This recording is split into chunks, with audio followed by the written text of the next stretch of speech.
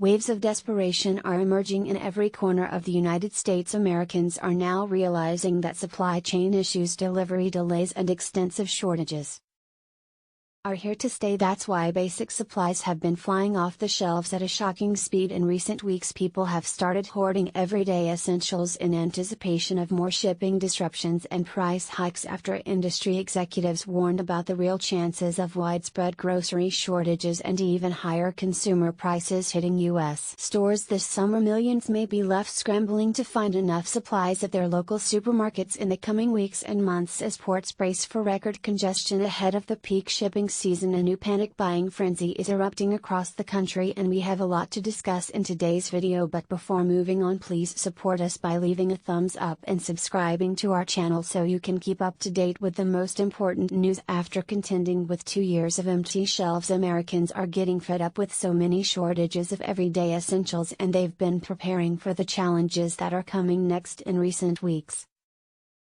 grocery store shelves have started to be wiped clean by desperate U.S. consumers who are tired of struggling to get the products they want and the products they need. But shelves are staying empty as retailers big and small can restock their inventories fast enough to meet the growing demand in several parts of the nation. Household staples such as milk, bread, meat, canned soup, hygiene products, and cleaning supplies are becoming incredibly hard to find. Supermarkets and grocery stores are still confronting a series of setbacks that only get worse with each passing month. On top of persistent supply chain bottlenecks, staffing shortages for critical functions like transportation and logistics are affecting the delivery of products and restocking of store shelves across the country. According to insider executives from farmers' fields to local stores, national supply chains have undergone great strain since 2020, and the problems creating product shortages are not going away anytime soon. Even the goods we produce domestically are not making it to the stores at the same pace they were last year, including wheat and corn-based items, given that U.S. farmers have drastically reduced their crops over the past year due to soaring operational costs.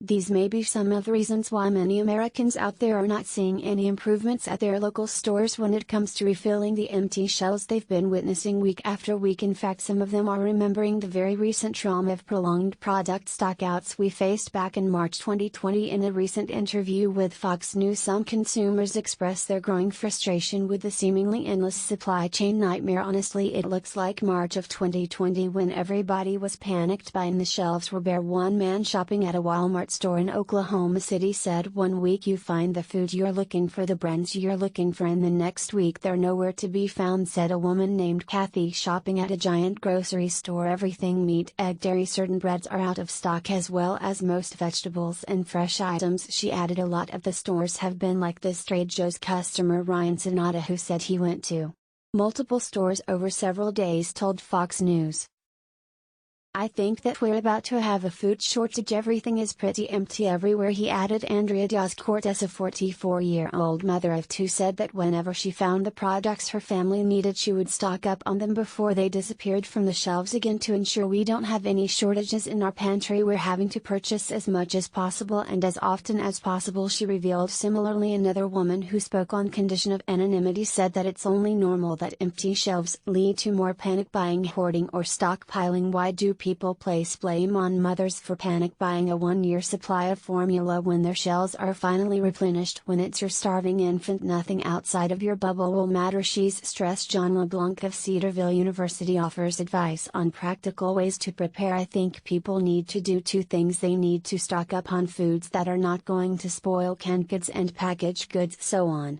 and so forth, and anything they can to put in the freezer," said LeBlanc. "And if the power goes out, invest in a generator," he suggests. Even Pastor Joshua Giles of Kingdom Embassy Church in Minneapolis is warning about the importance of preparing in advance. "I do believe that we can start to purchase certain things and store them up," said Giles.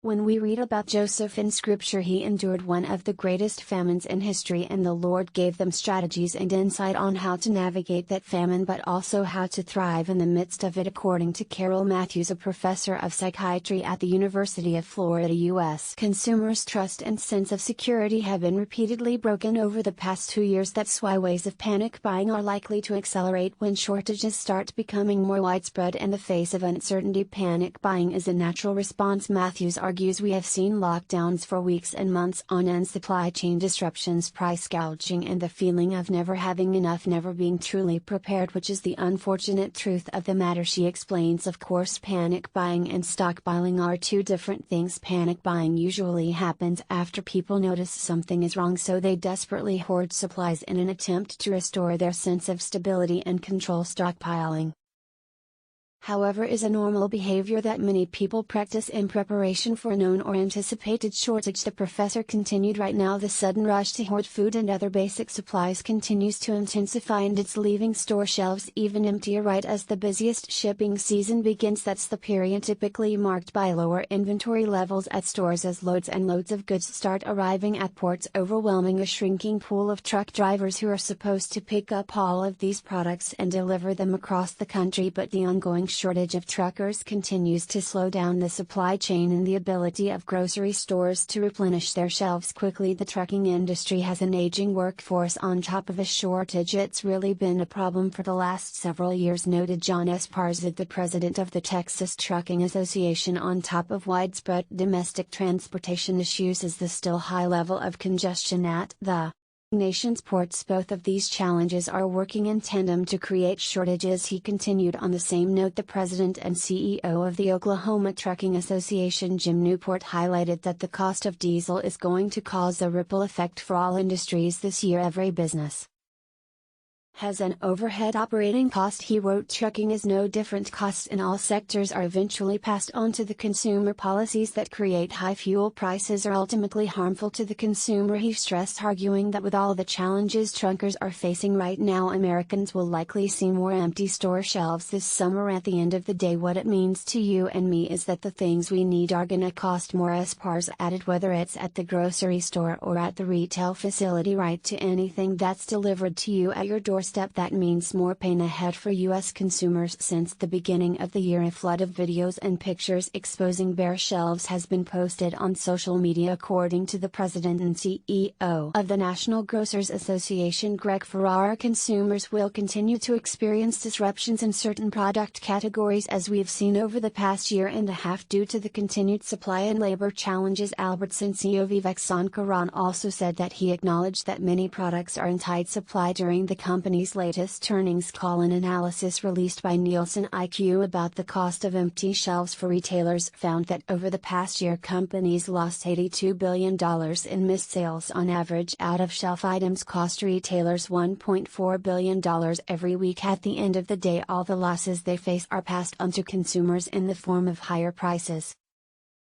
When products become available on the shelves again, we will soon be paying the most expensive prices we have ever paid for the exact same products we consume every day. For those who are already facing financial hardships, that's gonna be another merciless blow. According to Bread for the World, over 13.8 million people in the U.S. are already suffering from food insecurity as the summer begins. About 65 of the 200 food packs in the Feeding America network is seeing a greater demand for food assistance. At this point, even Joe Biden has publicly admitted that the coming food shortages are gonna be real, and the head of the UN World Food Program is seeing that we could soon see hell on earth because the lack of food will be so severe. For now, some are stockpiling while others are hoarding products they think will rapidly disappear from the stores. But when panic starts spreading across the nation again, the shortages that we've seen so far will pale in comparison to what is approaching. Conditions are going to deteriorate a whole lot more in the months ahead. We are being told to expect even more chaos in the second half of this year. Some are already getting ready. The important question is, do you have a plan?